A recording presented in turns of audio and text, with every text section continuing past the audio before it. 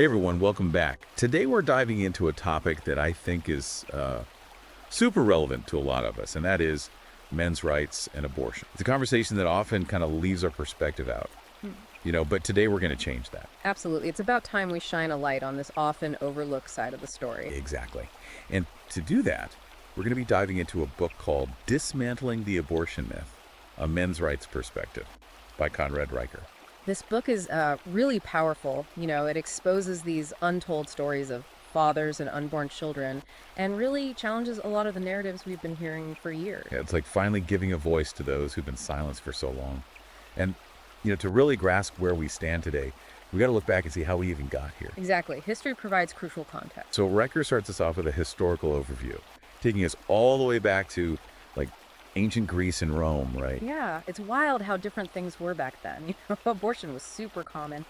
And even Aristotle saw it as a way to control population growth. Wow. Talk about a different worldview. Right, and it just goes to show how much our understanding of this has evolved and how much cultural and religious beliefs can shape these debates. Totally. And speaking of religion, the book dives into the influence of Christianity and how it kind of shifted the view towards seeing abortion as a sin, leading to it eventually being criminalized. That's such a pivotal moment, because it lays the groundwork for the moral and legal struggles we're still wrestling with today. Absolutely. Then fast forward to the 20th century, and bam, we get landmark cases like Roe v. Wade. Yeah, talk about a game changer, right. But even with these legal battles, the male perspective is often missing from the conversation. Figures like Margaret Sanger pushing for reproductive rights, while someone like Jerry Falwell is vehemently against abortion. It's crazy how these two sides really represent the polarization we still see today, don't they? It's like two sides of the same coin, forever clashing. Yeah, for sure. But what's striking is how men have basically had very little influence on the laws and policies that directly impact them. Especially when you look at the financial burdens and the emotional burdens that come with unplanned pregnancy. Right. Oh, absolutely. The book really goes deep into this double standard of reproductive rights, and it's pretty mind-blowing. Right. Women have this legal right to choose, but men are often left to deal with the consequences, whether they agree with the decision or not. Yeah, exactly. And the book shares some pretty powerful stories about this, like the one about Mike. He was basically forced into financial ruin because of child support payments for a child he never even wanted. It's a harsh reminder that the system sometimes prioritizes one side without fully considering the other. Yeah, it's heavy stuff. But it's not just the financial side, it's the emotional trauma that guys go through. Society often expects them to just, suck it up and deal with it. Right, it's like they're supposed to just be stoic providers and not show any vulnerability. Exactly. And the book really dives into that and talks about the emotional toll and how men's feelings are often ignored in these situations. And then there's the silencing of men, right? They're often not even part of the conversation. Exactly. The book actually talks about a guy named Thompson whose partner had an abortion without even telling him. Wow, talk about a complete lack of respect for his feelings and his role as the father. It just goes to show how often men's grief and pain are totally dismissed by society. Yeah, it makes you really question how fair the current system is, for sure. Yeah. But, the book doesn't just focus on men. It also dives into the perspective of, the unborn child, which is often completely forgotten. Yeah, that's where things get really fascinating. Riker challenges us to see the unborn child not just as a fetus, but as a silent participant in this whole debate. It's like, whoa, hold on, there's another human being involved here, and their rights matter too. Exactly. And he forces us to ask these really tough questions like, when does a bunch of cells actually become a person? At conception, at the first heartbeat. Right. These are massive questions with no easy answers. Absolutely. And it really forces us to rethink our whole approach to this issue. And he doesn't stop there. No. He also talks about the idea of optional motherhood and how it impacts men's rights. Yeah, he makes some really interesting points about the imbalance of choices. And then there's the whole debate about late-term abortions, where the fetus is much more developed. And some argue even capable of feeling pain. Definitely adds another layer to the whole ethical and moral dilemma. Riker really pushes us to grapple with these tough questions. He's not afraid to get into the nitty-gritty, that's for sure. No, he definitely isn't. And get this, he also explores the impact of abortion on a global scale, like the demographic implications. Yeah, it's wild. Zooming out from the personal level to a worldwide perspective, right? Exactly. He talks about the sheer scale of abortion globally and how it's contributing to declining birth rates in many countries. That's crazy. And I mean, it has some serious implications, right? For sure, it can affect economies, social structures, even the future of entire nations. It really is a much bigger picture than we often think about. But let's zoom back into the personal level for a sec, because the book also dives into the psychological impact of abortion on men, which is something we often don't hear about. It's such a crucial point because men experience a range of emotions, from grief and loss to anger and resentment. And it's often compounded by societal expectations that tell them they shouldn't express these feelings. Yeah, it's like they're not allowed to grieve or process their emotions. Exactly. It's like society saying, hey, you're a man, just suck it up and move on. Right. But Riker really challenges that narrative head on. He emphasizes that men deserve support and understanding just like anyone else in these situations. Totally agree. And you know what? Speaking of support, we also have to talk about the financial burden. Riker really gets into the nitty-gritty of unwanted fatherhood and how it can trap men in this cycle of financial servitude. Right, like that story he tells about Tommy. Oh man, that one was rough. Left with full custody and child support payments after his girlfriend disappeared. It's heartbreaking. Yeah, it shows how the legal system can leave men feeling powerless. Absolutely. And he brings up the legal precedents set by cases like Maher v. Roe, which basically said men are financially responsible even if they didn't agree to the pregnancy. It's like a double whammy, you know? Definitely. So we've looked at the historical context, the double standards, the impact on men and unborn children. But guess what? Riker doesn't stop there. Oh, there's more. Oh yeah, way more. He dives into the spiritual and religious dimensions of abortion too. That's fascinating because it adds a whole other layer of complexity to this already multifaceted issue. It sure does. And it's something we often forget to even consider. Absolutely. He explores the views of various faiths like Christianity, Islam, Judaism. All these different perspectives on the sanctity of life, the idea when a soul enters the body, the father's role. It's really fascinating stuff. It's like this debate isn't just about legal rights or personal choices. It's tied into people's deepest beliefs and values. Yeah, it's much deeper than we often realize. Well, I think we've covered a ton of ground in this first part of our deep dive. We've barely scratched the surface, really. Yeah, I know, right? We've journeyed through history, law, societal expectations, personal stories, even touched on the spiritual side. It's been quite a ride. It has. Dismantling the abortion myth really is a book that pushes the boundaries and makes us ask some tough questions. Definitely. It challenges us to see this whole debate from a new perspective and consider the voices that are often ignored. Exactly. But we're not done yet. No way. There's still so much more to unpack, like Riker's exploration of potential solutions and his call to action for men's rights. Can't wait to dive into that. Me neither. We'll get into all of that in our next installment, so stay tuned.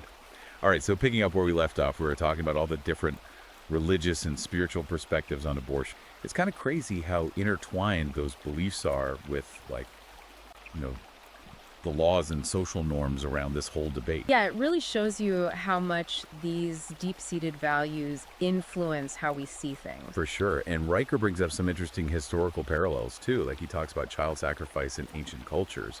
And it makes you think about how views on the value of life have changed over time, but also if some stuff we do today might be like echoing those old practices. Yeah, it makes you wonder how much progress we've really made, right? Right, totally. And then he goes deep into these two huge issues, ability and personhood. Oh yeah, those are the big ones. Like, when does a fetus become a person? When can it survive outside the womb? People have been arguing about that forever. And Riker's point is that guys often feel left out of those discussions, even though they're totally affected by the answers. You know what I mean? It's like they're invisible in this whole debate, even though they're half the equation, biologically speaking, and often end up shouldering the financial and emotional burden of fatherhood. It's like they don't have a voice, even though they're in the game, right? Exactly, and it raises this huge question. Why is it that when it comes to abortion, it's all about the woman's choice? Well, what about the rights of the unborn child and the father? It's like their rights are just kind of pushed aside, you know? Right. And Riker really calls out those double standards, makes us look at how unequal the system can be. He doesn't sugarcoat anything, that's for sure. Nope. And then he gets even deeper into the emotional stuff, like the psychological effects on men, which is something nobody really talks about. We touched on it before, but he shares some powerful stories about guys who've been through it, you know, dealing with the trauma of abortion. Like Thompson, who was devastated when his partner had an abortion without even telling him. It shows how much men's emotions get ignored in this whole thing. Yeah, it's heartbreaking. Like, society expects them to just move on. as if it was nothing. Exactly, but Riker's saying, hey, men feel grief and loss too. They need space to process their emotions, and that's important. Totally. And then there's the financial reality of it all, like we talked about Tom before. Remember him? Oh, yeah, the guy who ended up with full custody and a ton of child support payments after his girlfriend left. Yeah, that's the one. It's just brutal. Like, he's stuck with this huge burden, even though he never had a say in becoming a father. And a lot of times the legal system doesn't offer any help in those situations. It's like they're punished for something they didn't even choose. Riker brings up the Marr v. Roe case, which basically said that men are financially responsible even if they didn't want the pregnancy. And he sees that as unfair. Like, it keeps guys trapped in this cycle of debt and inequality. It feels like another example of those double standards we were talking about. Right. Like, the guy is automatically on the hook no matter what. Exactly. But let's shift gears a bit and look at the bigger picture. Because Riker also talks about the impact of abortion on a global scale, like the demographic stuff. Oh, yeah. It's mind-blowing. He's talking about how abortion is playing a role in declining birth rates and what that means for whole countries and economies. It's like each individual choice is part of this massive societal shift, you know? Totally. And it makes you think about the long-term effects, like economic stagnation, pressure on social systems, even the future of an entire culture. That's a lot to wrap your head around. It is, for sure, but it's something we need to be aware of. But okay, coming back to the personal and societal stuff, Riker also goes into how religion and spirituality influence people's views on abortion. It's fascinating how different faiths approach this issue. It's so diverse. Right, and it's important to remember that for a lot of people, this isn't just some personal choice. It's tied to their deepest moral and spiritual beliefs. And those beliefs can shape laws and policies too, you know? For sure, it's another layer of complexity in this already super complex debate. Okay, so we've covered the historical, legal, social, psychological, even spiritual aspects of abortion. But get this, Riker doesn't stop there. There's more. He's like a machine. I know, right?